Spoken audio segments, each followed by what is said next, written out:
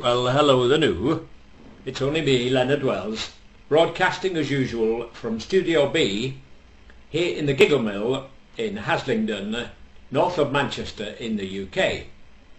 Studio B, as you know, is state-of-the-art and is honoured to have as resident studio engineer none other than that very sweet chap Adolf Apfelstrudel from Berchtesgaden in Bavaria, which is in Germany, you know. Adolf, who is a strict disciplinarian by nature, was gruesomely wounded in the WAR, and he refuses steadfastly to appear on camera. In addition, he refuses me any more than a measly 12 digital megaburgers per broadcast, which means I have to deny you once again the all-time thrill of my world-famously forgettable rendition of Nessun Dorma. Just occasionally, Adolf can be persuaded to wave to the audience, but only if he's wearing a glove on his hand because of his WAR wounds. And it's a big thrill and it's worth waiting for, so I'll always ask him for you whenever I appear on camera.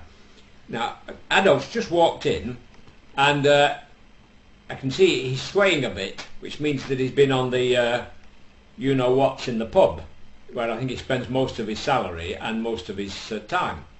Adolf? Well, that's got his attention. Adolf, what do you think? Any chance you might be interested in waving at the audiences today? They're very keen, you know.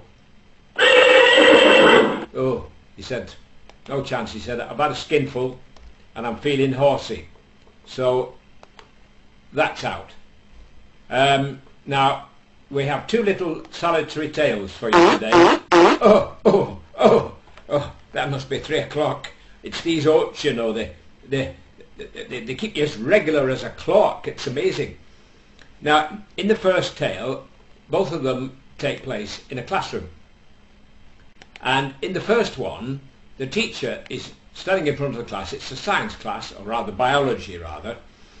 And the teacher has a glass, 2 glasses rather, one with whiskey, one with water, and then he has, in a little glass box, 2 ordinary garden earthworms. And he's talking to the class and he says, well, I have an experiment for you today, and I want you to all to notice carefully, and I want comments afterwards, and I'll ask questions, so keep your eyes open, he said. So he takes one of the worms and he puts it into the glass of water, and the worm starts wriggling around the way worms do in water. And then he takes the other worm and puts it in the glass of whiskey. It's 12-year-old malt, so it's good stuff. And immediately, within a few seconds, the worm falls to the bottom and drops dead. So the teacher looks at this and says, everybody see that? Nobody had any difficulty seeing that? So he said, now, what did you deduce from this? So there was silence, and then a hand comes up at the back. Oh, he says, thank goodness. He said, Jones, tell everybody what you can deduce from this.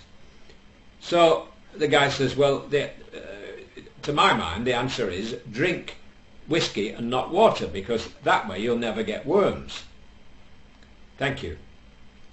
Now, in the second little one, a male school teacher, schoolmaster, who taught in a girls' school, again, it was a biology lesson, and he stood in front of the girls, and they're all about 14 or 15, so they know what life's about a bit. But they're all a bit prim and proper as well. And the teacher says, right, I'm going to ask a question now, and there'll be a couple of sweets for anybody who can answer it. He said, which organ in the body expands to 10 times its size when stimulated? And there was silence for a minute and a couple of giggles. Then one girl with a red face stood up and she said, Mr. Brown, she said, I'm disgusted with you. I'm going to tell my parents and make a formal complaint to the headmaster. How dare you bring up such a subject in class? So at this point the teacher says, sit down. She said, anybody got the right answer? And another girl at the back stood up and she said, Mr. Brown, it's the iris in the eye which expands to 10 times its size. So the teacher looks at the first girl who made the complaint and he says, young lady, He said, I'm going to tell you something, you've got a dirty mind. Second thing is, when you grow up and get married, you're going to be very, very disappointed in life. Thank you, and good night, folks.